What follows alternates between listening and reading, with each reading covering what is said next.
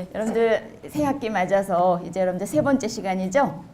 지난 첫 시간 아마 김은신 선생님이 하셨을 것 같고 지난 시간에 최선현 선생님이 리더십에 대한 강의하셨다 그러고 오늘 제가 세 번째 시간인데요.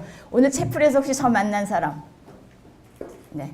어제 오늘 제가 채플 시작을 했고요. 채플 시간에 여러분들 함께 만나고 이제 학기 시작되면서 저는 굉장히 여러분들 기다립니다. 왜냐하면 총장이 된 후에 수업이 없어서 매 학기 이 수업에서 여러분들 1시간 만나는 게 저에게 유일한 수업에서 학생들의 만남이어서 여러분들 기다리고 오늘 이제 뵙게 됐는데요. 오늘 여러분들하고 제가 함께 얘기하고 싶은 거는 우리 이화의 가치와 여성 리더십에 대한 건데 여러분들이 이화의 가치를 무엇으로 생각하는지 또 이화의 가치를 가지고 여러분들이 어떤 리더십을 가지고 성장할 수 있는지 이런 것들에 대해서 함께 생각해 보고자 합니다. 이 시간 전체가 여러분들이 아마 이 시대 리더와의 만남에서 많은 선생님들을 만나면서 그분들 중에 여러분들이 배우고 싶은 것 또는 뭔가 모델로 삼고 싶은 것들을 또 많이 형성하면서 여러분들이 이화의 정신을 가진 이화의 정신을 담은 훌륭한 리더로 성장하도록 하는 데 도움이 되는 수업이라고 생각을 합니다. 오늘 여러분들 구성을 보니까 1학년부터 4학년까지 있고 아마 4학년은 8학기 이상의 더 많은 학기를 가진 막학기 학생들도 많이 있을 것 같은데요. 여러분들이 한번 이화의 가치와 여성 리더십으로 들어가면서 여러분들이 지금 잠시 한번 생각을 해봤으면 좋겠어요. 이화는 어떤 가치를 가지고 있다. 이화는 무엇이다. 여러분들이 어떻게 정의할 수 있을지. 그 다음에 일반적으로 여러분들이 생각하는 리더는 또 무엇이다. 그게 합쳐지면 이화의 리더는 무엇이다가 나올 수 있을 것 같아요. 그래서 여러분들이 생각하는 이화, 그러니까 1학년들이 아마 첫인상의 이화에 대해서 담고 있는 것도 많이 있을 것 같고 고학년들은 나름대로 체화된 이화에 대한 여러분들의 정의가 있을 수 있을 것 같아요. 이화는 뭡니까?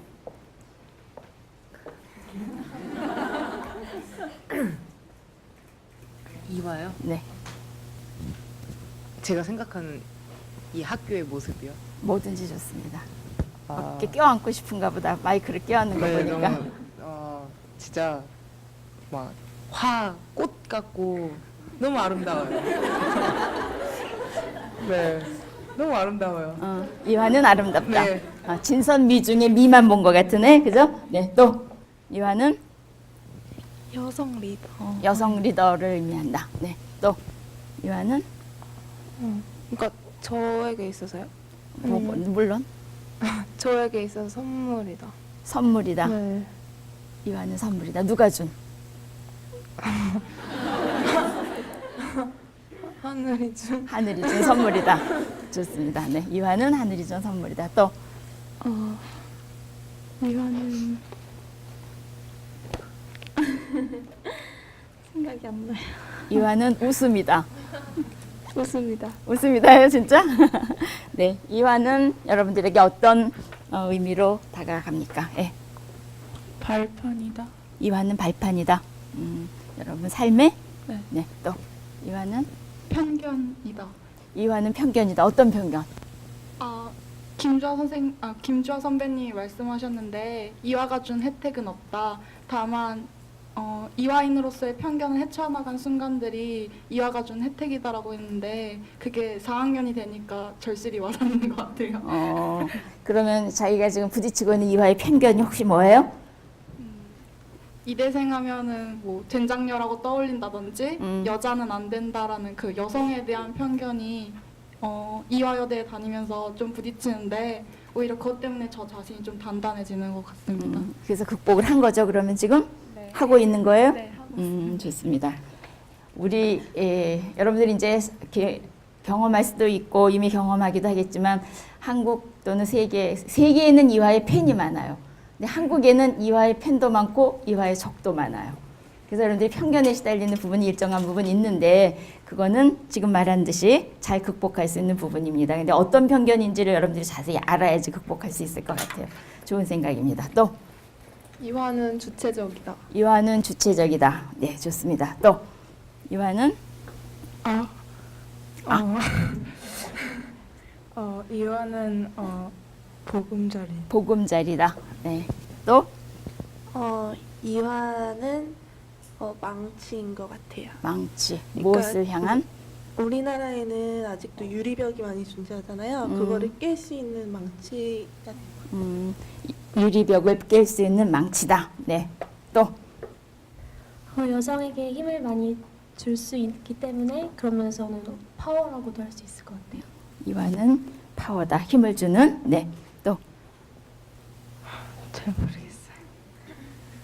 잠시 생각해보고. 몇 학년? 4학년이요. 4학년. 고민이 많구나. 이와는 대학교. 응?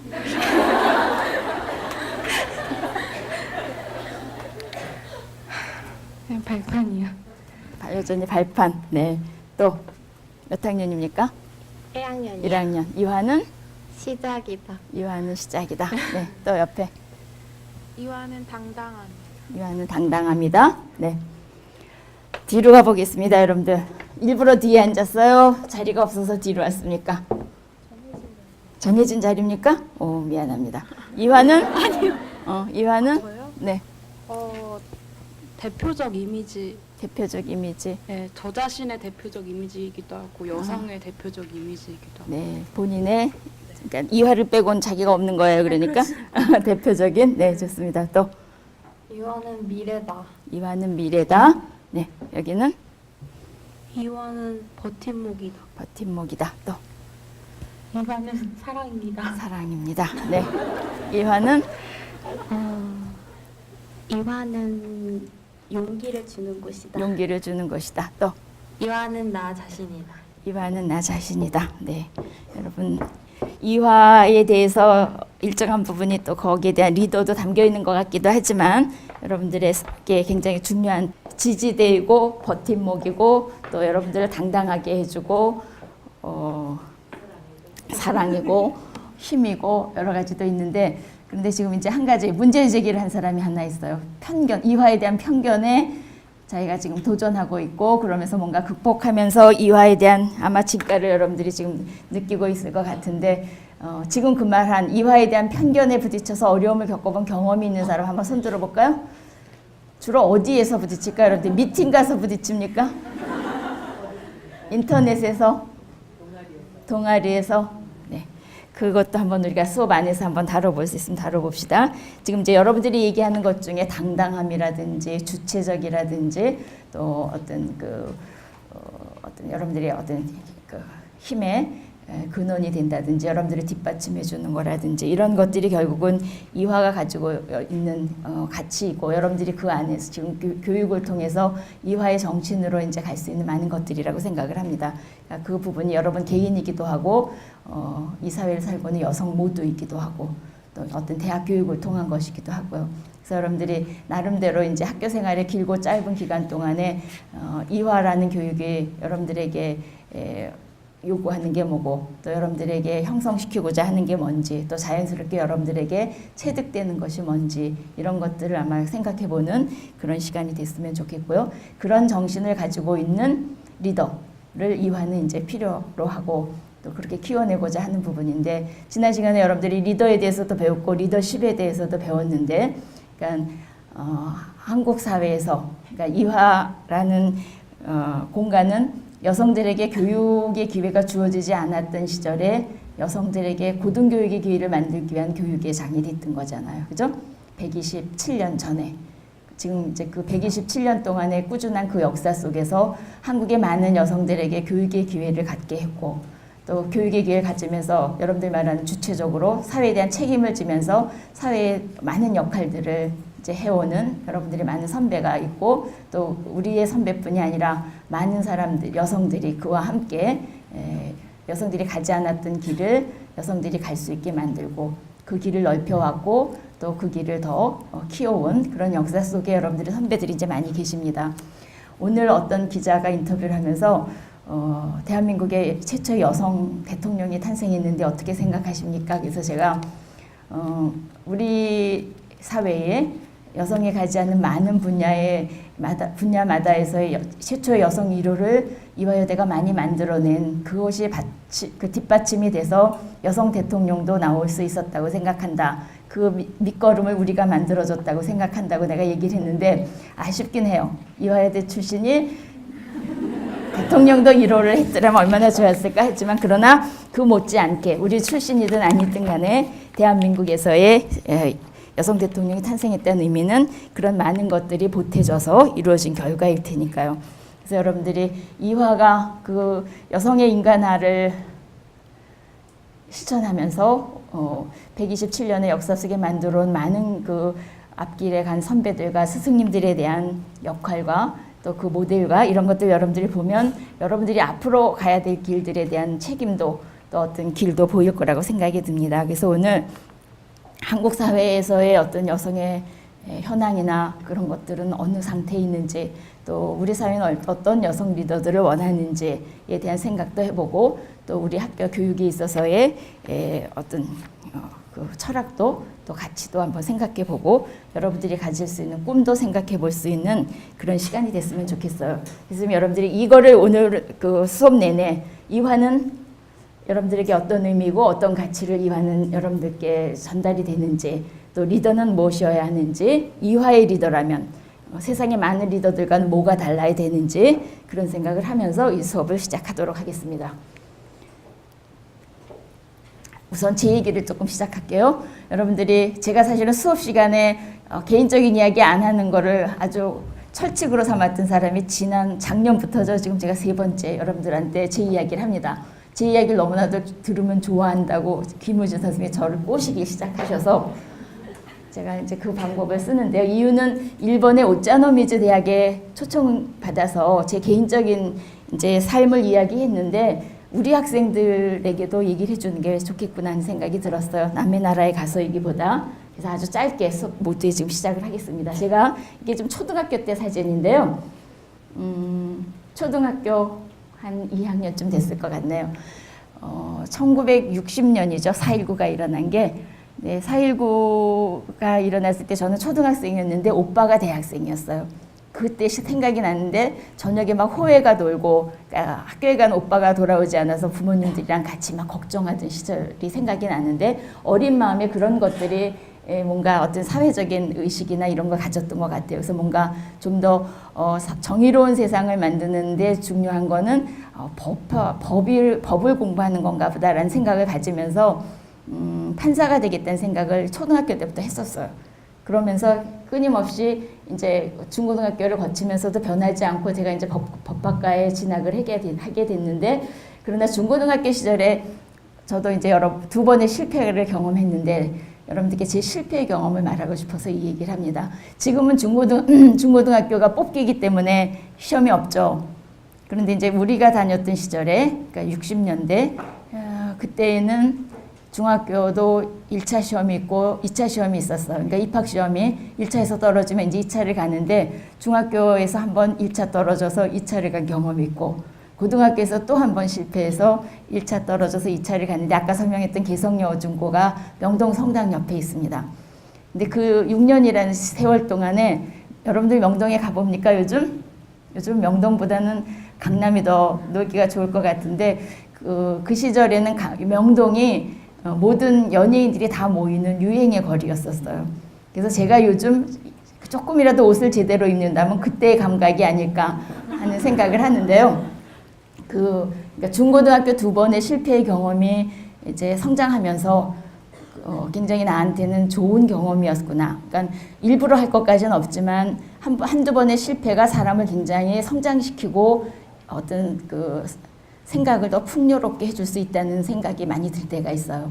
그러니까 이유는 한두 번 실패해본 경험이 다른 사람의 실패에 대한 이해를 할 수 있고 또 뭔가 그걸 극복해본 어떤 그런 경험이 다른 일들에 대한 자신감도 가질 수 있게 하는 것 같아요. 그래서 여러분들이 지금까지 살아오면서 나름대로의 크고 작은 실패가 있었다면 그건 여러분들에게 굉장히 좋은 하나의 마이너스이기보다는 오히려 플러스일 수 있는 일이 더 많다는 걸 생각하고 그것에 대한 여러분들이 극복을 잘하면 그러면 그거는 안 해본 경험보다 훨씬 낫다는 생각을 갖습니다. 아마 지난주에 우리 양명수 목사님이 믿음, 소망, 사랑, 고린도전서 13장 얘기를 하시면서 젊은이들에게 이제 어떤 사랑과 열정을 갖고 여러분들 생활하시라고 권면하시면서 젊은이의 특권은 실수를 해도 그것을 회복할 수 있는 시간이 있기 때문에 얼마든지 해도 좋다는 그런 것을 말씀하셨는데 실수 내지 실패의 경험이 반드시 나쁘지 않은 것, 그것을 통해서 더 많은 타인에 대한 이해와 배려도 생길 수 있고 그것이 여러분들의 인생을 어떻게 보면 더 풍요롭게 한다는 것. 일부러 할 건 아니에요. 그렇지만 어떤 기회에 여러분들이 뭔가 실패의 경험을 갖는다면 그것을 여러분들이 긍정적인 그런 것으로 받아들이는 거 굉장히 중요하다고 생각을 합니다. 그래서 결국 이제 법학과, 이화여자대학교 법과에 시험 봐서 들어왔는데요. 1학년 들어올 때 이제 과수석을 하는 바람에 사실은 이제 과대표로 시작을 했는데 고등학교 시절에 학생회장을 했던 게 대학교 진학하는데 조금은 좀 공부에 방해가 됐다는 그런 생각 때문에 대학교에 오면 조금 이기적으로 살 생각을 사실은 했었어요. 그래서 그런 일을 안 하고 싶었었습니다. 근데 이상하게 이제 또 과대표로 시작을 하면서 총학생회장까지 하게 되는데 그거는 나름대로 나한테 그 주어지는 역할이 어떤 사명감으로 다가오면 제가 그 일을 거부하지 못했던 것 같아요. 총장도 마찬가지입니다, 사실은. 그래서 그 어떤 시대적인 상황에서 뭔가 역할이 필요하다 그러면 주어져 있을 때 언제나 그 일에 최선을 다했던 것 같아요. 그래서 대학 시절에도 총학생회장을 그러니까 3학년 2학기에서 4학년 1학기를 했는데 이게 73년, 74년이니까 굉장히 정치적으로 어려웠던 시절이죠. 그래서 유신 시대였고 그 시대에 이제 같이 총학생회 임원을 했던 친구들은 지금도 약간은 동지애 같은 걸 느끼면서 굉장히 끈끈한 그런 인간관계를 갖고 있는데 전공이 다양한 학생들이 모여서 같이 학생 활동을 했던 것은 굉장히 큰 좋은 경험이었던 것 같아요. 그래서 지금까지 여러분들도 학교 생활 속에서 바로 같은 과의 친구들뿐만 아니라 동아리 활동이든 또 어떤 다른 학교와의 활동이든 조금 폭넓게 여러분들의 생활을 넓힐 수 있으면 그런 경험도 대학 생활에서만 가능하기 때문에 좋은 경험이 되지 않을까 생각을 합니다. 그런데 이제 사실은 판사가 되고 싶어서 법학과를 지망을 했는데 시험 공부 제대로 못했죠. 총학생 여기 지금 학생회장 출신 몇 명 얼굴 보이는데 이제 수업은 겨우 들어가지만 열심히 공부할 수 있는 시간이 많지 않아서 시험 준비를 일단 중단을 했다가 다시 하려고 하니까 그게 쉽지 않았습니다. 그래서 이제 사법시험 접고 대학원 갈 생각을 하고 이제 대학원 석사 과정 마치고 그리고 그 후에 한 3년 동안 법무부의 시험을 봐서 연구직으로 한 3년 공무원 생활하고 그러면서 이제 외국어 준비하고 그래서 독일에 공부하러 유학 갈 계획을 세워서 아까 나왔던 콘스탄츠 대학에 유학 가서 행정법으로 학위를 받고 돌아왔습니다. 그래서 사실은 이제 뭔가 여러분들이 나름대로 사회적인 활동, 법제처장도 했고 총장도 하고 굉장히 뭔가 그런 거에 활동적인 면이 많이 있을까 싶은데 매번 활동적인 면으로 갔다가 조금은 뒤로 물러났다. 이제 이러면서 여기까지 왔는데 그 콘스탄츠 대학에 유학을 가서 보니까 유학생 조직이 없었어요. 근데 이제 학생들이 유학생이 한 50여 명이 되는데 그런 학생 조직이 없는 곳에 가서 학생 조직을 만들어야 된다는 게 어떤 그런 게 책임감이 오는데 그걸 안 하는 일이 너무너무 힘들었어요. 근데 제가 아주 결심을 하고 안 했는데 이유는 유학까지 와서 그 일을 하면 정말 안 될 것 같았어요. 그래서 참았더니 어떤 다른 사람이 하더라고요. 그래서 제가 많은 경우에 나만 꼭 할 수 있다는 것도 아니다. 내가 안 하면 누군가가 또 할 수도 있다는 거에 대한 그런 여유도 한번 경험을 했는데요. 그러니까 그 주어져 있는 일에 어떤 그 절박한 사명감이 오면 피할 수는 없지만 또 경우에는 일을 나눌 수도 있다는 그런 경험도 했습니다. 그리고 공부하고 돌아와서는 여기는 아까 그 총학생회 때 지금 문운미체 사법의학 간과 우리가 이렇게 말하는데 각 단과대학의 학생회장 했던 친구들이에요. 지금도 가끔 만납니다. 그리고 한국여성개발원, 지금은 한국여성정책연구원이라는 곳에 연구원으로 취직을 해서 여성정책에 대한 연구를 한 6년 반쯤 했었고요. 그 후에 95년에 학교에 법여성학이라는 과목에 대한 교수가 필요하다 그래서 그때 공채로 학교에 들어와서 이제 모교의 교수가 됐습니다. 법학 중에 행정법을 공부하고 법여성학 전공으로 이제 들어오게 된 배경도 사실은 재미있는데요. 제가 대학원에 공부하러 갔을 때는 많은 선배들이 여자들이 그러니까 여러분들이 지금 많은 전공에도 우리가 여자 교수가 더 많은 전공이 있고 남자 교수님들이 많은 전공이 있죠. 우리 교수님들이 한 1000여 분이 되는데 남자 교수님과 여자 교수님의 비율이 어느 정도라고 생각하십니까, 여러분들? 남자 교수님이 많아요? 여자 교수님이 많아요? 거의 반반입니다. 그런데 전공에 따라서 여자 선생님이 많은 경우도 있고 남자 선생님이 많은 경우도 있습니다. 이공계열 남자 선생님들 많으시고 문과 또는 예능 계열 쪽에 여자 교수님들이 많으신데요. 주로 법 중에서도 뭐 가족법을 선배들이 많이 했어요. 그런데 여성이 왜 가족법만 해야 되느냐는 생각을 가지고 저는 이제 공법, 그러니까 헌법과 행정법을 포함하는 공법을 전공하고 그리고 이제 독일에 가서 행정법을 공부하고 왔는데 돌아와서 첫 번째 직장이 된 거는 여성 정책을 연구하는 기관이 된 거예요. 그래서 피해서 갔는데 또 다시 이제 여성 쪽으로만 이제 들어온 게 돼서 참 그게 무슨 의미일까 했는데 그런데 이제 이화여자 대학교의 로스쿨이 2009년에 생기게 되는데요. 이제 국가정책이었죠, 그거는. 근데 그때 2009년 전에 1995년에도 로스쿨 제도에 대한 도입이 국가정책으로 있으면서 이화여자 대학교도 법여성학이라는 과목을 특화하겠다, 특성화 과목으로의 그런 이제 교수를 뽑게 되는데 그때에 바로 이제 제가 행정법을 공부했고 여성정책연구원에서 여성정책으로 이제 법 제도를 연구한 게 기반이 돼서 아까 누가 자기 기반이 이화여자대학교라 그랬는데 그 경험을 가지고 법여성학 전공의 교수로 들어올 수 있었어요. 그러니까 만일에 여성 관련되는 기관이어서 피해 갔더라면 행정법으로 그 당시에 이제 법과대학에 TO가 있어서 들어오는 일은 굉장히 어려웠던 경우였습니다. 왜냐하면 이미 교수가 있었거나 아니면 이제 다른 대학들도 여전히 행정법에 대해서는 남자 교수 영역이라는 생각이 더 많았기 때문에 그래서 피해 갔는데 여전히 다시 이제 여성 문제를 다루는 그런 이제 전공으로 왔고 또 학교에 들어와서도 많이 여기 지금 김은진 선생님 계시지만 여성학과 교수님들과 함께 그러니까 법학에서의 여성학인 셈이죠. 그러니까 법의 문제를 법학의 문제를 여성의 관점에서 어떤 그 차별적인 요인을 찾아내고 억압적인 요인을 찾아내는 것이 이제 법여성학의 큰 숙제이기 때문에 그래서 전대법학연구소에 여기 지금 연구원들 제자들과 함께 있는 사진이 되고요.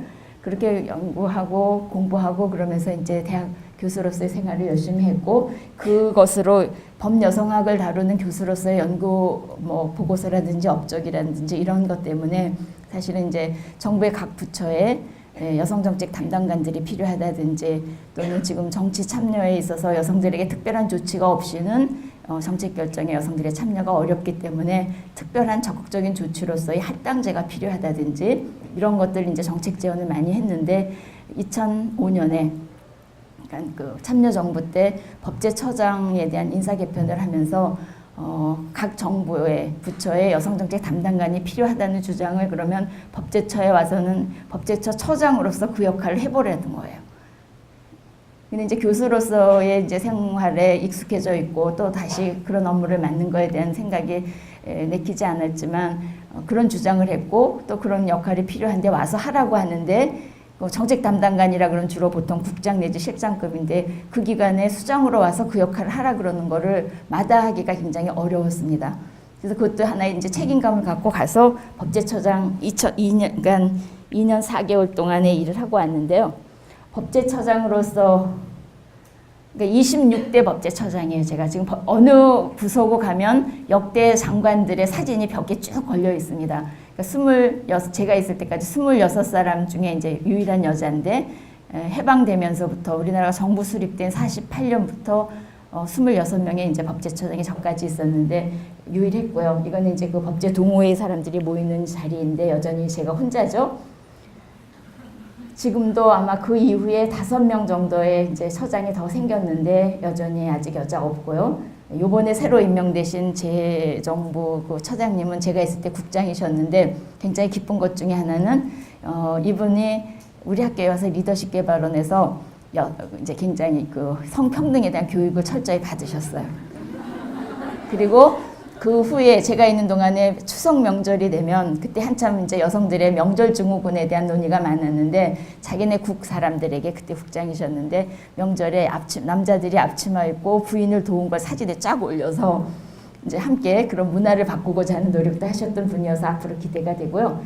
그러니까 그 동안에 이제 뭔가 여성의 관점에서, 그러니까 범여성학적인 관점에서 법제를 뭔가 변화시킬 수 있는 노력을 한 게 있다면 이 당시에 그러니까 법령 심사가 굉장히 중요한 업무 중에 하나입니다. 법제처는 그러니까 정부가 만드는 많은 법령에 대한 법령 심사, 또 이제 의회에서 만들어 온 법을 공포하기 전에 이것이 헌법에 맞는지, 헌법의 정신의 원칙에 맞는지, 또 법 간의 어떤 통합성에 맞는지 이런 심사가 가장 중요한 업무 중에 하나인데 거기에서 이제 성평등의 관점을 한번 심사한다는 건 굉장히 중요한 의미를 줍니다.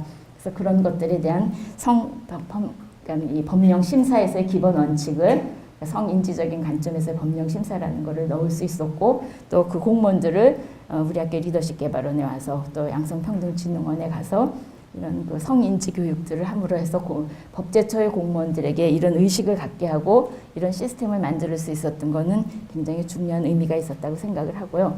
그런 의미에서 여러분들이 이제 법제뿐이 아니라 법조 전체에서 어떤 여성들의 비율이 얼마인지 이런 것도 한번 볼 수 있는데 현재 판사는 한 25.6%, 물론 이제 그 지위로 보면 아래쪽에 굉장히 많고요. 검사도 최근에 젊은 검사들이 많아져서 한 20.5% 되고 변호사 전체를 보면 11.7% 정도가 현재 여성으로 있는데 이 중에 우리 이화여자대학교 법과대학 출신의 사법고시 학생들 숫자는 지금 현재 621명이고 굉장히 많습니다. 그리고 로스쿨 합격자까지 합하면 지금 변호사, 이화 출신의 변호사가 한 700여 명이 포진하고 있습니다.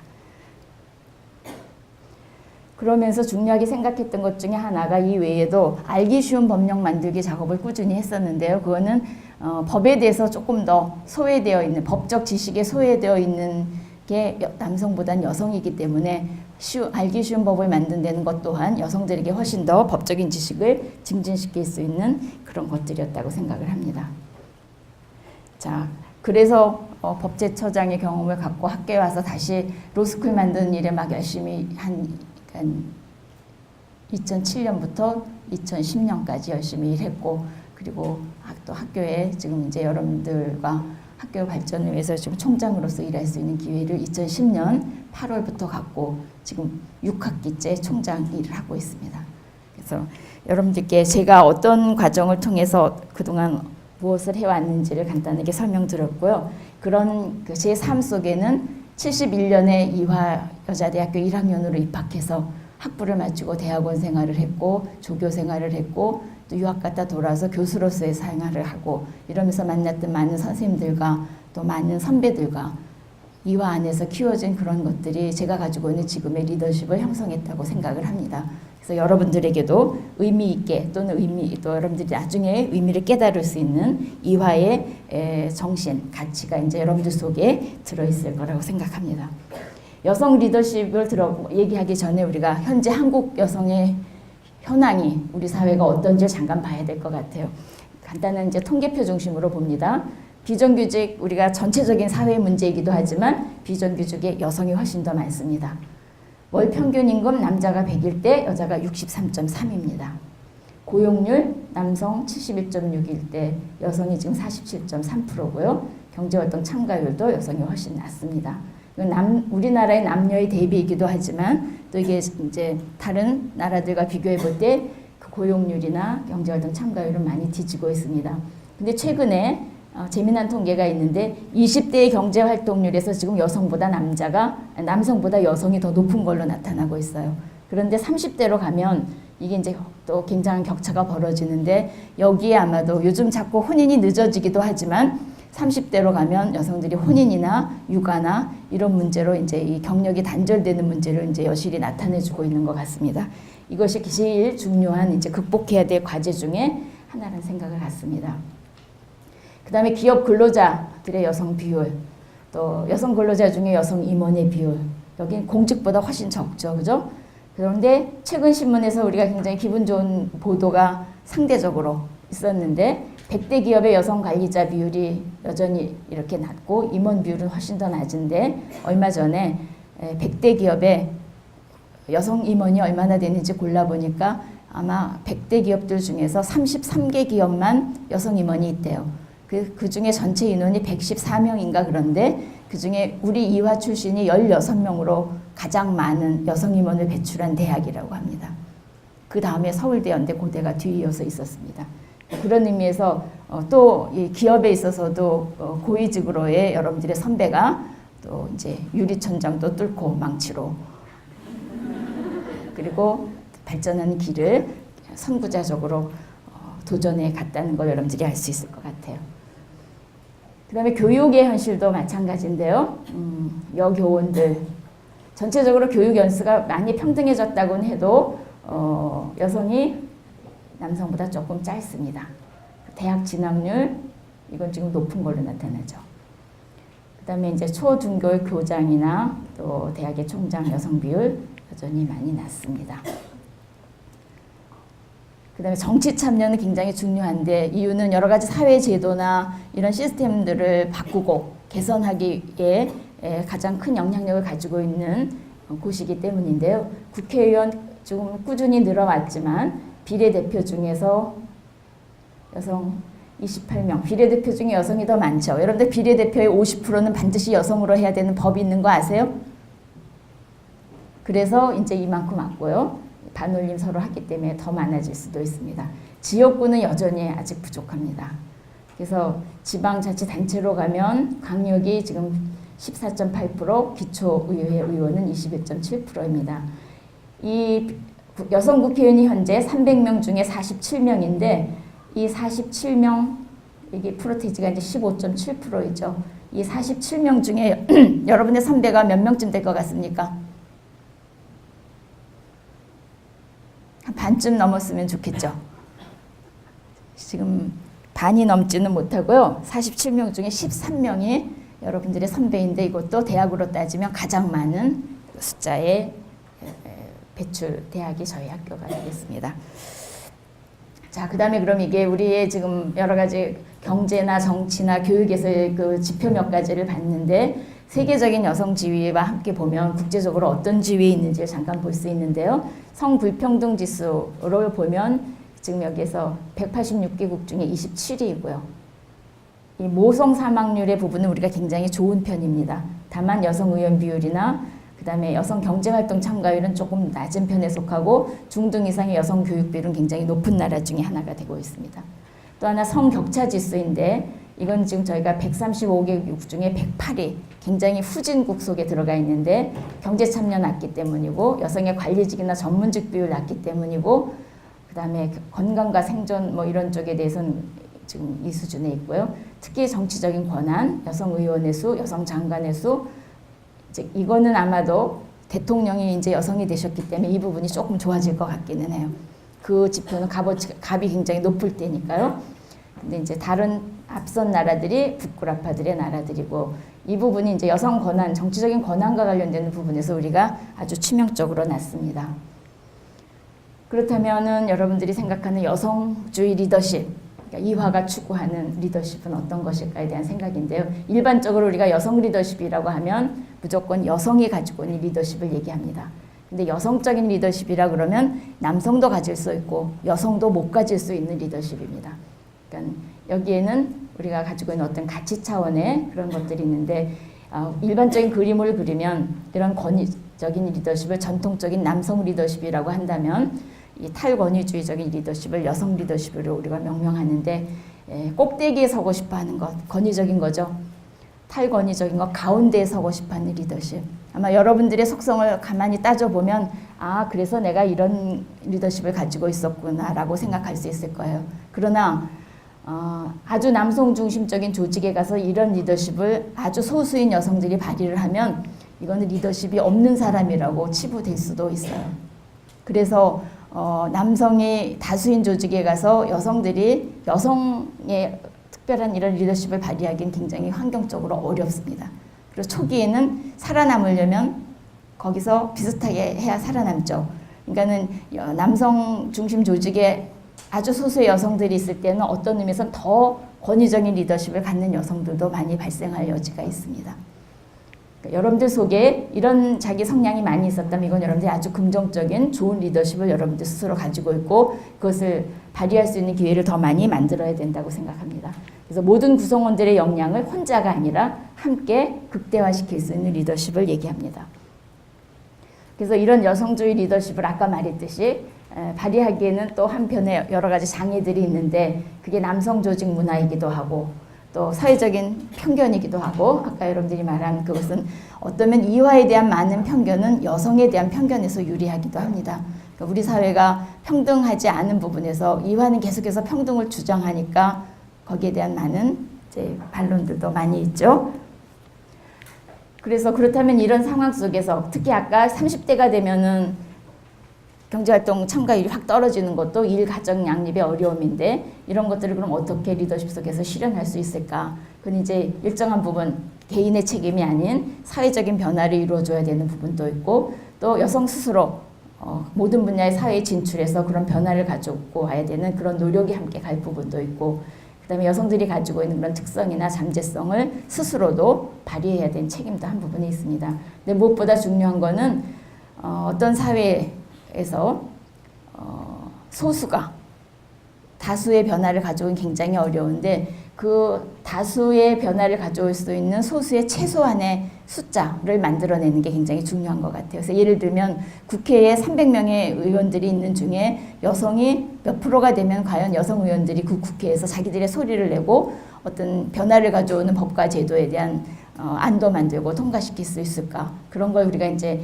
물리학적 용어에서의 크리티컬 매스는 임계 질량인데요. 그러니까 어떤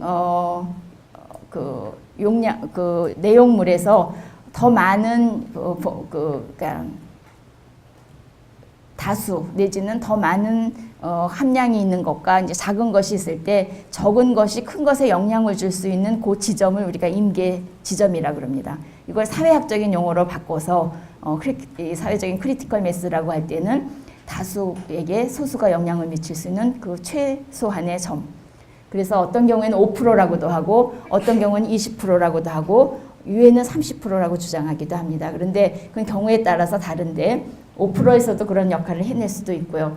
그런데 이제 그 크리티컬 매스가 모든 사회 분야 영역에 이제 형성이 되면 이거는 자연히 이런 리더십이 실현될 수 있고 변화를 가져올 수 있다고 생각합니다. 거기에 덧붙여서 그 크리티컬 매스를 형성하고 있는 여성들이 어떤 네트워크를 함께 하면서 실천하고 변화를 꾀한다면 그렇다면 이런 장애에도 불구하고 여성주의 리더십이 실현될 수 있다는 거죠. 장애도 있고 이 실현하기 위한 과제도 만만하진 않죠.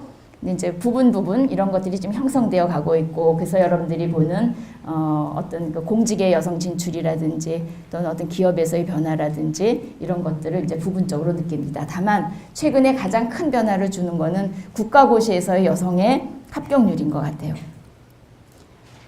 사법고시, 외무고시, 행정고시 다 그런데요. 이거는 이제 밖에서 볼 때는 굉장한 여풍이라 그래서 남성들이 굉장히 걱정을 합니다. 이거 다 여자들이 해버리면 어떻게 하나 그런 걱정이 많은데 사실은 잘 분석해 보면 다른 부분에서는 많은 차별이 있기 때문에 우수한 여러분들이 자기들의 진로로 가장 선호하는 게 국가고시 쪽인 것 같아요. 그러니까 남학생들은 우수한 사람들이 갈 길이 기업도 있고 여러 군데 있는 거에 비해서 여학생들에게는 진로가 그쪽으로 훨씬 더 제한적이기 때문에 거기에 많은 학생들이 준비도 하고 가서 우수한 성적을 발휘하는 거 아닐까 그런 생각을 해서 그거에 대해서 그걸 여풍이라고 주장하는 사람들한테 제가 자꾸 반론을 핍니다. 그러니까 다른 부분에서도 여러 가지 평등한 조건이 만들어지면 여러분들이 갈 수 있는 진로가 더 확산될 수 있겠죠.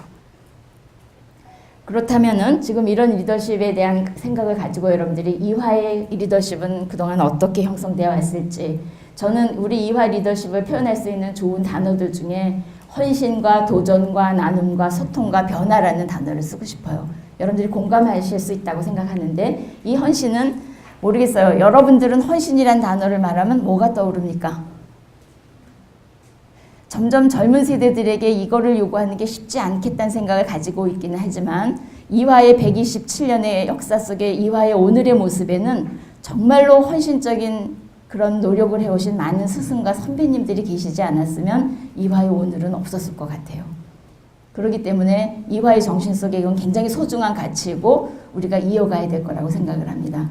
정말 개인적인 어떤 사심 없이 학교라는 조직과 또 이 구성원들을 위해서 헌신하신 많은 분들이 있어서 물론 그 안에 또 하나님의 어떤 큰 뜻도 있으셨겠지만 127년 전 한 명의 학생으로 시작한 학교가 오늘날 이만큼 성장하는 유래는 세계 어느 곳에도 없는 것 같아요. 그래서 그 숨은 뜻이 분명히 이 정신 안에 있다는 것과 그다음에 또 그냥 안주하지 않고 늘 새로운 길에 도전했던 것, 그리고 또 이하만을 위한 것이 아니라 모든 사회와 나누면서 소통하면서 변함없이 사회를 변화시키고자 노력해온 이 정신이 이화 안에 곳곳에 있습니다. 여러분들이 이화여자대학교의 생활 동안에 이 많은 이화의 소중한 가치들이 여러분들 몸속에 체화되기를 바라요. 그렇다면 여러분들은 세상의 편견에도 이길 수 있고 유리천장도 깰 수 있고 세상에 좀 더 평등하고 좋은 세상을 만드는 일에 여러분들의 역할을 얼마든지 펼쳐나갈 수 있을 것 같습니다. 볼까요? 지금 여러분들이 지금 이 강의실에 있는 이 ECC, 이화 캠퍼스 컴플렉스인데 지금 학교가 추구하는 많은 학교의 하나의 이제 UI 중에 이화 페어 체인지 베긴스를 거는데요. 뭔가 변화가 시작되는 곳이 이제 이화라는 거죠. 사실 이 캠퍼스에 구경 오는 사람들이 엄청 많죠. 엄청난 공사를 4년에 걸려서 했는데 학교가 미안하게 생각하는 공사학번이 있습니다. 공사학번에서 공사가 시작돼서 4년 내내 이분들이 졸업할 때까지 이걸 못 보여줬어요. 그래서 2009년에 공사학번 초대 따를 했었습니다. 전원을 하진 못했고요. 지금 이제 그 도미니코 페로의 설계와 그다음에 이 하여간 굉장한 이 학교의 계획이 굉장히 성공적인 건물이 돼서 자연 친화적이고 에너지도 절약하고 그러면서 아주 쾌적한 공간이 돼서 여러분들의 삶의 어떤 그 형태도 바꿔주고 있는 것 같고요. 또 지역사회와의 공감도 잘 되고 있고 또 많은 문화적인 공간도 있어서 여러분들의 우리 대학 생활에 또 많은 변화를 주고 있다는 생각을 갖는데요. 시간이 갈수록 이 건물의 의미는 더 많이 살아날 것 같습니다. 자 봅시다. 단 한 명의 학생으로부터 시작해서 1886년 올해 5월이면 127주년 기념식을 갖게 됩니다. 우리는 지금 히스토리가 아니라 허스토리를 만들어 온 거죠. 중요한 연대표 중심으로 보면 이 중에 여러분들께 설명드릴게 여러분들이 메리 스크린튼 여사는 알죠? 처음에 50대의 여성으로서 그때는 여러분들 비행기가 없어요. 배 타고 몇 달을 와야 미국에서 한국으로 오는데 아무것도 모르는 낯선 나라에 와서 여성의 교육을 하겠다고 왔던 그 뜻이 과연 어떤 것이었을까 생각해 보면 대단한 거죠. 그리고 대학가가 1910년에 설립이 되고 대한민국에서 최초의 종합대학교로 인가받은 대학교가 남녀공학이 아닌 이화여자대학교입니다, 여러분들. 그러니까 뭐 여러 곳에 우리가 최초를 기록하지만 이것도 굉장한 의미가 있는 것이고요. 그리고 세계 어느 여자대학에도 의과대학, 법과대학, 공과대학을 가지고 있는 여자대학은 없어요. 그러니까 오로지 지금 이화여자대학교만이 진정한 의미의 종합대학으로서의 여자대학인 거고요. 그래서 의과대학, 법과대학, 공과대학. 그리고 몇 번의 대학 평가에서 이제 종합 전국 1위도 몇 번 했고요. 자연대학, 지금 저희가 과학을 많이 강조합니다만은 자연과학 대학들이 있고 또 세계 최대 여자대학으로서 또 많은 또 국가의 고객 만족도라든지 많은 평가에서의 이런 것들을 우리가 쌓으면서 현재 11개 단과대학과 15개 대학원과 2만 5천여 명의 학생과 재학생과 또 1,000여 명의 교수님과 1,000여 명의 직원 그리고 20여만 명의 전 세계의 동창을 가지고 있는 대학으로 성장을 했습니다. 이건 이제 단계 여러분들이 보실 수 있는 학교의 발전의 사진들이고요. 제가 여러분들한테 자주 강조하는데 이제 글로벌 여성교육의 허브로서의 이제 학교에 또 한 번의 도약을 얘기하는데 이거는 127년 동안 이화여자대학교가 한국 사회에서 여성의 교육의 교육의 기회를 만들고 또 한국 사회에서 여성들의 더 많은 발전을 위한 역할을 해왔다면 이제는 한국 사회를 넘어서 세계를 품을 수 있는 여성 교육의 장이 돼야 되겠다. 그 역할을 해야 될 때가 됐다는 생각에서 여성교육의 허브를 주장합니다. 근데 여성교육의 허브로서의 역할의 우리의 기본의 정신은 이화가 가지고 있는 전 세계 여성에 대한 하나의 사회적인 책무가 이 안에 있습니다. 그것은 단순히 우리 자신들만을 위한 것이 아니니란 넌 너비스 썰룸의 이 라틴어의 문장과 같은 맥을 갖는 거고요. 그렇다면 우리는 경쟁이 아닌 상호 협력으로 또 개인주의가 아닌 공동체 중심으로 세상을 더 아름답고 평등하고 정의롭게 변화시키는 나눔과 섬김의 리더로서 여러분들이 이제 태어나 주셔야 되는 거죠. 형성해 주시고 양성되고 그것을 위한 여러 가지 지금 학교의 정책적인 전략들이 지금 이렇게 6덩어리로 여러분들께 보여드립니다. 학부 교육의 혁신은 지금 요즘 여러분들 RC, 레지던셜 칼리지에 대해서 여러분들 알고 계십니까? 혹시 기획단으로 다녀온 분들 계십니까? 우리 중에? 한번 손 들어볼까요? 안 계세요? 50여 명이 다녀왔는데 지난 겨울방학 동안에 지난 겨울방학에 영국과 미국의 그 RC가 잘 되고 있는 대학들을 교수님들과 이제 직원 선생님들하고 함께해서 한 학생 25명 양쪽 팀에 교수님들 그렇게 해서 2팀이 다녀와서 보고회도 있었습니다. 그래서 이번에 그 레지던셜 칼리지 프로그램은 정말 학생들의 의견이 담길 수 있고 그런 의미에서 굉장히 좋은 그 소통이 되는 프로그램이 될 거라는 생각을 갖는데요. 기숙사가 단순히 어떤 생활의 공간이 아니라 이제 교육의 공간이 될 수 있도록 하는 다양한 프로그램들이 지금 준비되고 있고요. 그래서 좀 더 우리가 인성교육과 어떤 또 나름대로 여러분들이 가지고 있는 많은 그 재능들이 발휘될 수 있도록 또 소통과 공감의 리더십도 형성할 수 있고 또 공동체적인 생활과 의식도 좀 더 가질 수 있고 다문화에 대한 이해도 가질 수 있고 다언어 여러 가지 그런 것들이 좀 더 보완될 텐데요. 유감인건 여러분들보다는 이제 요번에 1학년 경우에는 부분적으로 2학기에 한 팀이 이제 시범 실시를 할 거고 2014년 2학기 동안 부분적인 시범 운영을 해보고 2015년 입학생부터 전체적으로 시행될 예정으로 있습니다.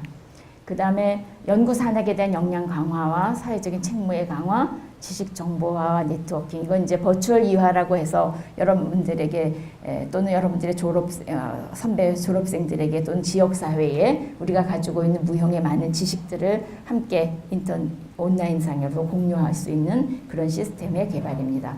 그다음에 많은 그 기반 시스템들의 선진화가 함께 가면서 학교가 연구 역량도 교육 역량도 산학 역량도 키워지면서 많은 기반 시스템들이 더 이제 확충되면서 다양한 그 글로벌 프로그램들이 진행될 예정으로 있습니다. 그런 중에 몇 가지 중요한 것만 설명을 드리면 과학 이화와 관련된 부분에서 지금 여러분들 행정동 저쪽 뒤에 가는 테니스 코트 있는 쪽에 가끔 산법 합니까? 산책하십니까? 그쪽에 큰 건물이 지금 공사 중에 있는데 그게 이제 산학협력관이에요. 올해 12월에 완성될 예정으로 있습니다. 그러면 이 솔베이에 그 산학 R&D 센터가 들어오게 돼서 굉장히 많은 공동 연구 작업들이 이루어질 예정으로 있습니다.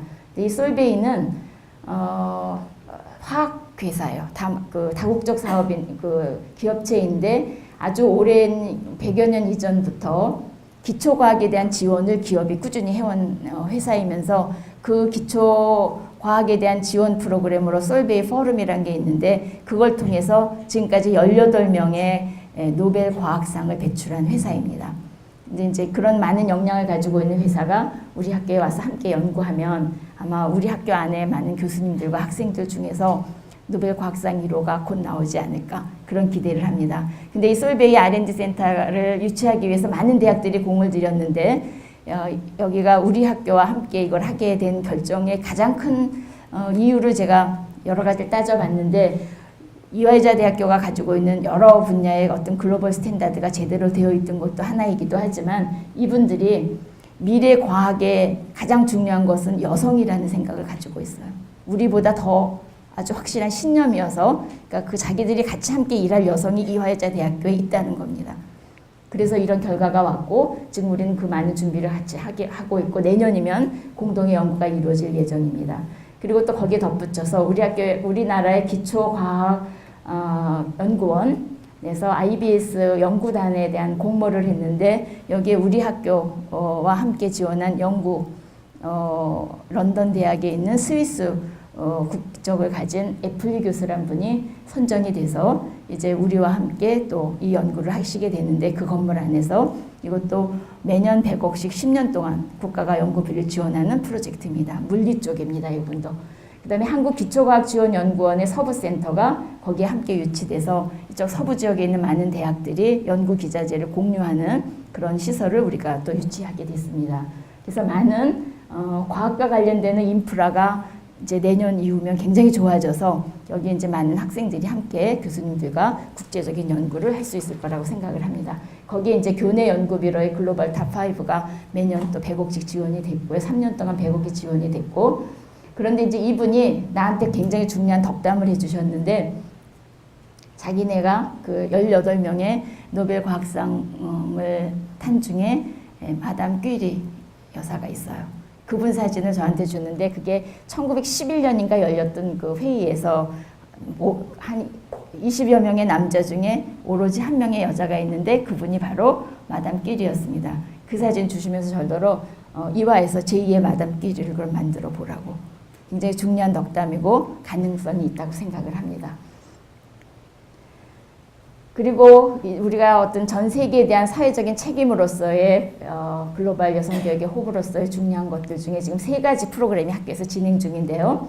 이화 글로벌 파트너십 프로그램, 이화 코이카 프로그램, 그 다음에 이화 글로벌 임파워먼트 프로그램입니다. 그러니까 EGPP는 2006년에 신설이 돼서 우리 반에 지금 누군가 계실지 모르겠는데, 개발도상국의 여성 인재를 키워서 이분들이 본국에 돌아가서 우리 이화를 만드는 스크랜튼 부인 같은 분들이 많이 만들어졌으면 좋겠다는 꿈이 담겨 있어요. 그래서 생활비까지 지원하면서 학사, 석사, 박사 과정에 대한 지원을 하고 있는데, 지금 140명이 34개국의 나라에서 아시아, 아프리카가 주 나라들인데요. 와서 공부를 하고 마치고 갔거나 현재 수학 중에 있습니다. 이 중에는 이미 본국에 돌아가서 교수가 된 친구들도 있고요. 이제 이 분들은 앞으로 여러분들이 이제 세계에 나가면 만나게 될 이화의 가족들이 될 거라고 생각합니다. 이화 코이카는 코이카와 함께하는 프로그램인데 2007년부터 신설돼서 개발도상국의 여성 공무원입니다. 주로 이분들이 오셔서 지금 석사 과정을 밟고 가면 그 나라에 가서 또 이제 우리 학교에 와서 배운 많은 그런 여성적인 리더십들을 가지고 그 사회를 변화시킬 거라고 생각을 합니다. 41개국에서 149명이 다녀갔습니다. EGEP는 단기 과정인데요. 아시아 아프리카의 비정부 공익 부분, 그러니까 NPO들이 와서 교육을 받고 2주간 교육을 받고 어떤 네트워킹을 가지면서 이제 지속적인 활동을 해야 되는 프로그램들인데요. 현재 3번 프로그램이 진행돼서 23개국에서 58명이 다녀갔습니다. 요즘 이 김원신 선생님 이번에 몇 대 1이라 그랬죠? 신청? 20명을 뽑았는데 440명이 인터넷으로 신청을 했다 그럽니다. 그러니까 많이 알려진 프로그램이 됐고요. 조금 더 확대해야 될 필요성이 있을 것 같습니다. 자, 이거는 그 여러 가지 기록으로 남은 사진들 여러분들이 한번 보시면 좋겠고요. 그 다음에 또 한 가지 여러분들께 전하고 싶은 게 하나 있는데, 제가 지난 1월에 사우디아라비아 리야드에 다녀왔는데요. 그 사우디 그 왕립대학의 총장이십니다, 이분이. 그 대학의 초청으로 사우디 여성의 고등교육이라는 주제의 기조 강연을 하러 갔어요. 그랬는데 아직 사우디아라비아는 우리가 여성들이 많은 문제가 있는 나라라고 알고는 있지만 현장에 가보고 너무나 놀랐는데요. 심포지움을 하는데 그 전날 전야제를 하면서 남자들은 아래층에 앉고 여자들은 전부 다 위층에 앉히는 기념식을 했습니다. 그리고 심포지움을 하는데 남자 패널이 있는데 남자 패널은 남자 캠퍼스에서 영상으로 보내오고 여자들끼리 앉아서 하는 거예요. 그리고 여자들은 영상도 못 보내고 목소리만 그리 가요. 근데 이제 다 이거 이제 아바야 입고 이제 이거 가리고 그렇게 하는데, 여자들끼리만 있는 공간에서는 그분들은 사복을 입어요. 그러니까 그걸 이제 검정 옷을 안 입어도 되는데, 오히려 외국인들은 신변의 안전이 문제가 있을 수 있으니까 반드시 호텔을 벗어나면 그 까만 옷을 입으라고 줘서 우리는 그걸 입고 다녔고 그분들은 벗어서 우리만 사우디아라비아 여자 같았어요. 그런데 어떤 그 토론의 내용이나 이런 것들은 굉장히 뭐 다양하게 할 수 있는데, 그렇게 남녀가 완전히 구분되어 있는 생활을 하기 때문에 대학 교육을 받은 여성은 남성보다 많다고 하지만 직업 생활을 하는 여성은 너무나 적은 거예요. 그래서 이제 이분들이 지금 생각하고 있는 건 이 고등교육을 받은 여성들을 어떻게 사회에 진출시킬 것인가. 그러니까 주로 예를 들면 건축학 같은 거 할 수 있다고 생각해요. 이유는 혼자서 설계할 수 있기 때문에. 그 다음에 컴퓨터 관련된 업무도 집에서 혼자 할 수 있으니까 그런 쪽을 권하겠다고 해요. 근데 함께 하는 일에는 아직까지는 노출을 안 시키는 거고, 여성에게 운전면허 주지 않는 나라이고요. 아직도 일주일에 한 번씩 시내에서 사형이 집행된다고 하니까 굉장한 좀 공포감도 있고, 이제 자유의 제한이 많은 그런 곳이긴 하지만 그러나 그 정부가 자기들이 현재는 가스나 그 석유나 이런 천연자원 때문에 굉장히 부자인 나라로 살고 있지만 빈부의 격차 여전히 심하고 언젠간 그것이 끝날 거란 생각 때문에 지식산업에 대한 투자를 엄청나게 하는 중에 있어요. 그래서 대학에 대한 투자를 굉장히 많이 하고 있고 많은 대학들을 시설 투자를 하고 있는 걸 보면서 좀 부러운 것도 가지고 왔는데요. 마침 저희가 가 있는 동안에 왕정이잖아요, 사우디아라비아가. 그런데 그 왕에게 자문을 하는 쉬라라는 그런 위원회가 있는데 그 위원이 150명으로 구성되어 있습니다. 근데 그 중에 여지껏은 다 남자였는데 그 주간에 여성 30명을 임명을 했어요. 그러니까 이제 그 쉬라 150명에 20%가 여성이 들어갔으니까 이 사람들이 크리티컬 매스가 된다면 아마 굉장한 변화가 일어날 거란 기대를 합니다. 그래서 내년쯤에 어떤 모습으로 변하는지 내가 와서 보고 싶다 그랬는데요. 그 많은 이제 어떤 변화가 그 사회 안에서 일어날 거에 대한 어떤 그런 이제 시작이 될지 아니면 그냥 형식적인 20%로 머무를지 그건 이제 두고 봐야 될 부분인데 그래서 앞으로 우리가 이 사우디아라비아 종교 문제 때문이기도 하고 많은 그런 관습과 관행 때문이기도 한 많은 그 여성에 대한 억압과 제한이 있는 나라들인데 여러 가지 이제 우리나라에서의 교육, 우리 이화여자대학교의 교육에 대한 걸 많이 전달을 하면서 제가 강조하고 왔던 거는 어떤 사회나 어떤 그런 그 나라들에서 여성에 대한 차별과 억압이 있었던 건 어떤 경우도 명문으로 이게 차별이고 억압이라고 하면서 한 나라는 하나도 없거든요.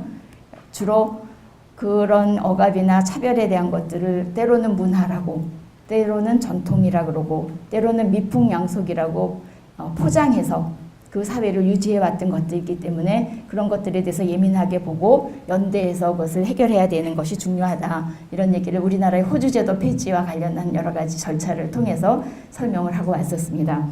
이 사람들이 지금 굉장히 많은 학생들을 외국에 보냈는데 여학생들도 많이 외국에 보냅니다. 그런데 여학생이 외국에 와서 공부를 할 때는 반드시 남성 동행인이 하나 필요해요. 같이 와야지만 돼요.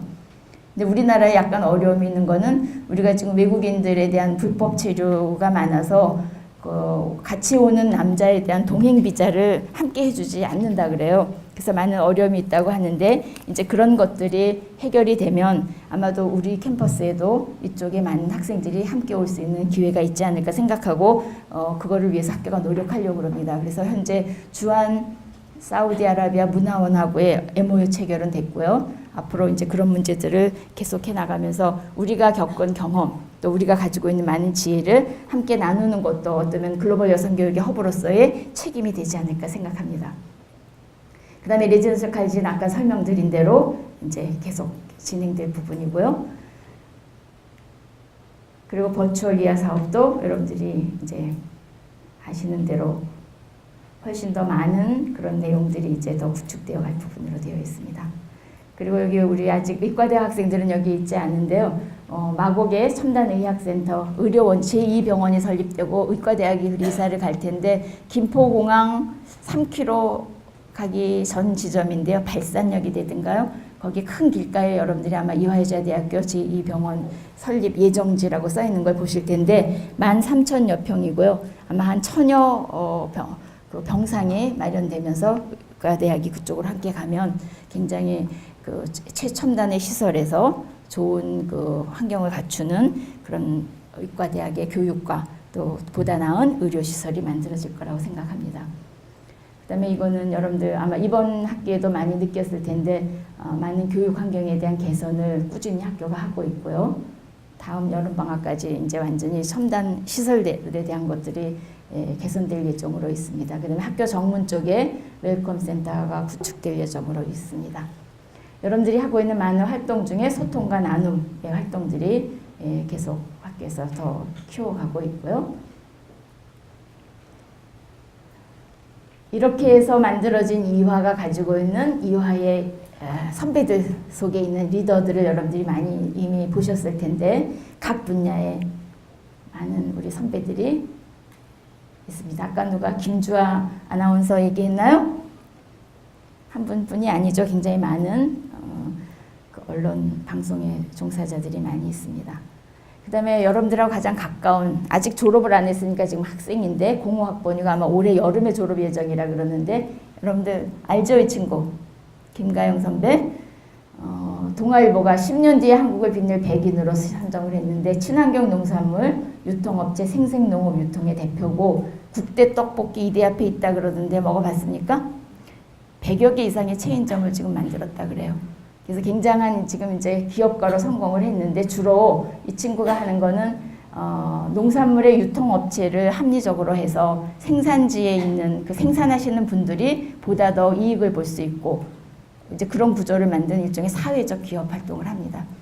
그리고 잘 성공해 왔고 앞으로도 이제는 규모가 웬만큼 되니까 저랑 지난번에 한국경제신문하고 인터뷰를 같이 하는데 무섭다고 그래요. 그래서 겁이 있는 게 당연하다. 이제 혼자 하지 말고 이제 함께 주변 사람들과 의논하면서 잘하면 좋겠다고 했는데요. 많은 그런 그 특별한 자기의 기업가적인 정신도 있고 굉장히 용감하고 담대한 사고를 벌리는 여러분들의 친구 또는 선배라고 생각하시면 되겠습니다. 또 여기에 경제학과의 성지연 학생 친구, 또 여기는 동양화 전공의 양재린 학생은 어떤 장애를 가지고 있음에도 불구하고 본인이 학업 외에도 이런 많은 활동들을 통해서 자신의 그 당당함을 지켜가고 있습니다. 자, 우리 이 안에 있는 여러분들이 이제 앞에 나왔던 이 선배들의 이 사진 속에 여러분들의 사진이 이제 모두 올라올 수 있는 기회가 앞으로 있다고 생각을 합니다. 여러분들 모두가 이 한 장의 사진으로 모두 들어올 수 있는 이화가 기대하고 또 이화에서 여러분들이 꿈꾸는 이 사진의 주인공들이 모두 돼주기를 바라고요.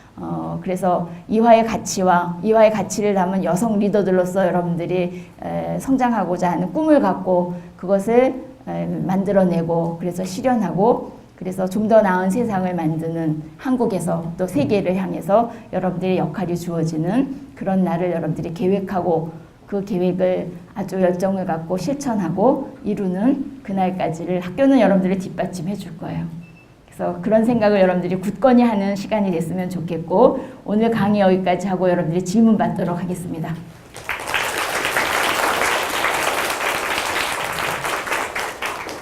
네, 무슨 질문이든지 좋습니다.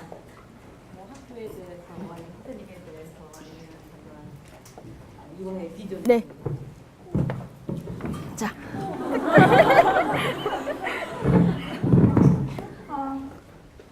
총장님 혹시 결혼하셨나요?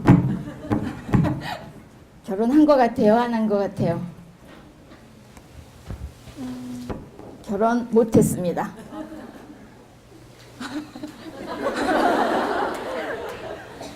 원래 결혼을 하셨으면은 어. 만약에 남편분과 어떻게 육아 문제를 해결할 수 있는지 개인적인 경험을 듣고 싶었는데 아쉽습니다. 네, 그건 좀 아쉬운데요. 요즘은 여러분들이 아마 다 병행할 수 있을 것 같아요. 근데 이제 여러분들 제가 몇 학번인지 알아요? 아까 저기 나왔던가? 71학번이에요. 그러니까 아마 물론 이제 나하고 같은 동기생들 중에도 혼인도 하고 아이도 낳고 사회적인 활동을 잘하는 친구들이 많이 있지만 내가 생각하기에 조금 어렵다는 생각을 했어요. 저는 아마 둘 중에 하나밖에 못할 것 같아서 그랬는데 여러분들은 원하면 두 가지 다 할 수 있다고 생각을 해요. 그러니까 제가 혼인하지 못했다는 그 부분은 그거를 잘 할 수 있는 생각을 못했던 환경에 대한 거의 한 표현이기도 할 것 같아요. 네, 또 네. 지금은 보면 이제 뭐 보육시설이라든지 또 정부가 지원하는 것들이 많아지기도 했어요. 회사나. 근데 이제 그렇게 되기 전까지는 대부분의 이제 여성들이 뭔가 양쪽을 다 할 때는 친정 어머니 내지는 시어머니 내지는 누군가의 도움이 이제 필요했던 시절이 많이 있었던 거죠, 그죠? 그러나 어쨌든 두 가지 자기들이 다 하고 싶은 어떤 그런 그 열정이 있으면 다 가능한 분들이 굉장히 많이 계십니다, 현재도. 저는 여러분들에게는 여러분들이 두 가지를 다 원한다면 그것이 훨씬 더 가능한 환경이라고 생각을 합니다. 또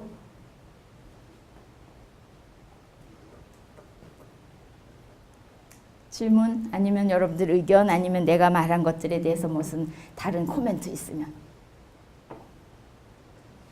네, 저 뒤에 마이크 좀 주세요. 지금 이제 네. 총장 자리를 맡아서 이화를 잘 이끌어주고 계신데 혹시 네. 이제 이화의 총장 리더 자리에서 물러나시면 그 이후에는 어떤 일을 하고 싶으세요?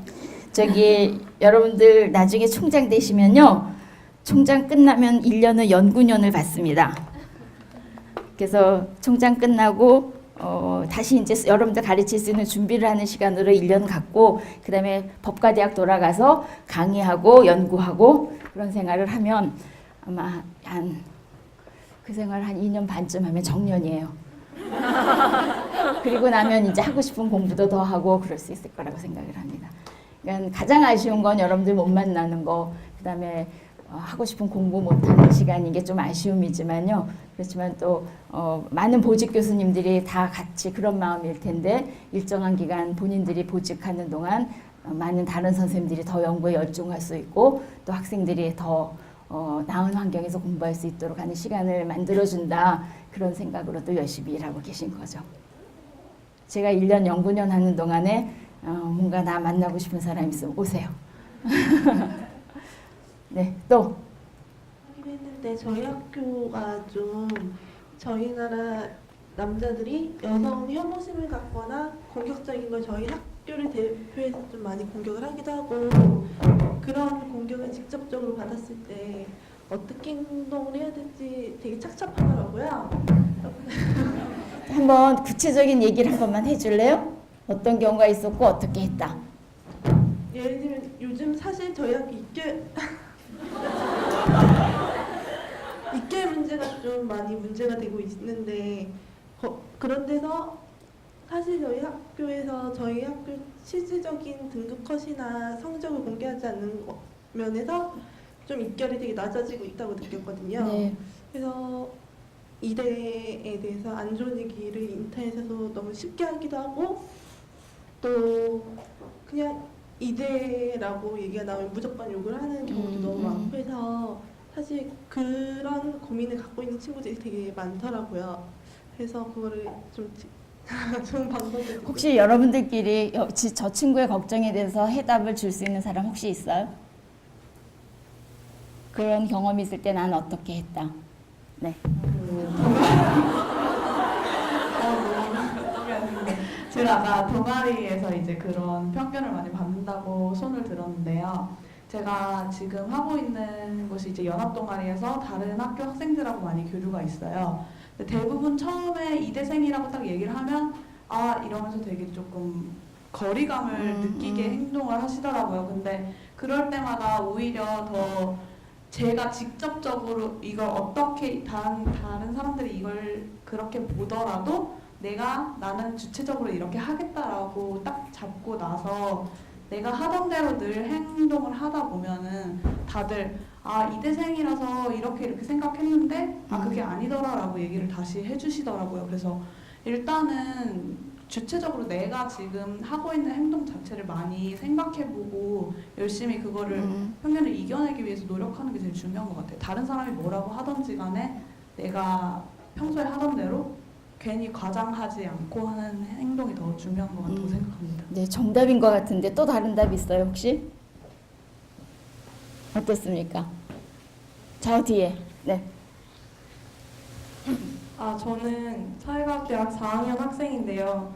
개인적으로 이제 동아리 같은 데서 겪게 되는 일에서는 제 개인적으로 해결할 수 있는 부분이 많이 있었다고 생각합니다. 저도. 근데 사실 지금 학교에 대해서 인터넷의 인식이 너무 안 좋은 것에 대해서 뭔가 학교에서 홍보처 등을 통해서 조치를 해주셨으면 좋겠다는 생각을 동기들 사실 많이 해요. 동아리 사람들한테야 제가 1대1로 할 수 있지만 인터넷에 있는 수많은 네티즌을 제가 1대1로 상대할 수는 없는 거니까 예를 들면 요새 뭐 학교 홍보로 유명한 이제 타대학들도 있는데 저희 학교도 좀 홍보처 차원에서 좀 더 조치를 취해 주시면 좋겠다는 소망이 사실은 있습니다. 네, 여러분들 의견이 그런 거 알고 있고요. 그리고 제가 아마 작년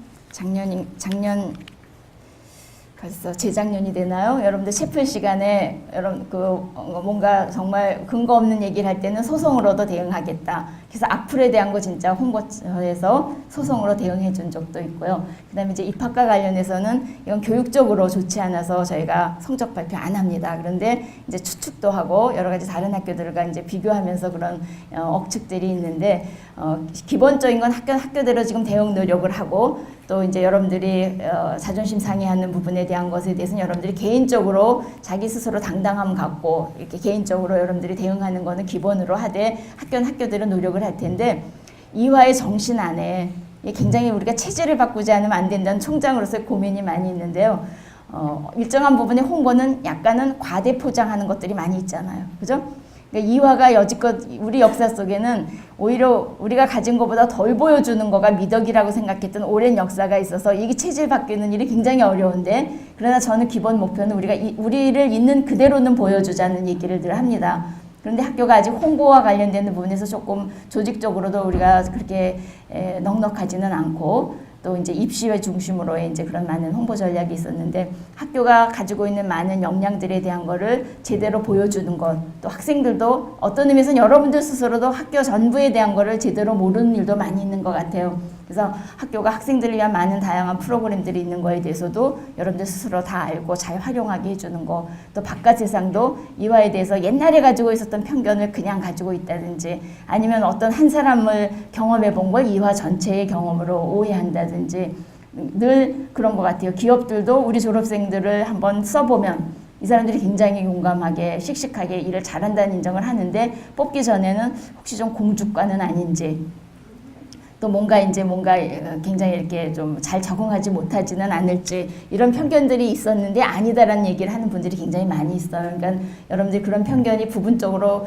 우리 사회에 있는 부분도 있는데 그건 아까 설명했듯이 근거 있는 거일 때는 건 우리가 책임을 지고 고쳐야 되지만 근거 없이 그러는 거에 대해서는 여러분들이 상처받지 말고 여러분들 스스로가 당당하게 대응해 주는 게 가장 중요하고 학교는 학교대로 뭔가 잘못된 이미지는 개선하기 위해서 지금 끊임없이 학교는 방법을 찾고 있고요. 그러지 않아도 최근에는 많은 그런 입학 관련되는 고등학교 선생님들이거나 아니면 기업의 취업을 담당하는 사람들에게 과연 이화를 그 사람들이 어떻게 생각하고 있고 어떤 편견이 있는지를 지금 연구 조사하는 용역을 지금 진행 중에 있어요. 그래서 근거 있는 소리일 때는 우리가 그거를 수정하는 거고 근거 없는 소리에 대해서는 그런 오해를 풀어주는 작업을 학교가 이제 차근차근히 해나갈 텐데 저는 여러분들이 우선 여러분들에게 당부하고 싶은 건 당당하게 여러분들이 그런 것에 대해서 상처받지 말고 이화에 대한 여러분들의 프라이드를 가지고 뭐 댓글을 하나 달아도 분명히 아닌 건 아니라고 대답할 수 있고 1대1로 대해서